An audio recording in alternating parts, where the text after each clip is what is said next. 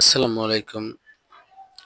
এই ছোট্ট একটা জীবনে আসলে কত যে দাম্ভিকতা, মানুষের যে কত অহংকার, ঠিক আছে? সে বলে শেষ করা যাবে না। আসলে মানুষ অনেক দাম্ভিকতার ভিতরেও মানুষের যে কতটুকু জীবন, এতটুকু জীবনে, ঠিক আছে? আসলে মানুষ চিন্তা করে না যে মৃত্যুর কথা, মৃত্যুটা কি খুব নিকটে, চোখ বুজিলে দুনিয়া আর কিছু নাই। আসলে এটা মানুষ ভাবে না কোনো।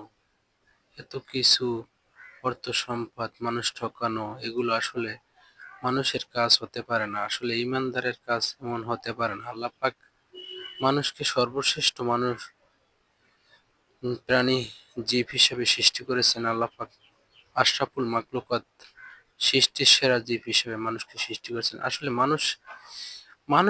মানুষ কেমনে একটা মানুষ আঘাত করে, মেরে ফেলে, এটা আসলে একটা দুঃখজনক। মানুষ কিভাবে পারে একটা মানুষকে হত্যা করতে?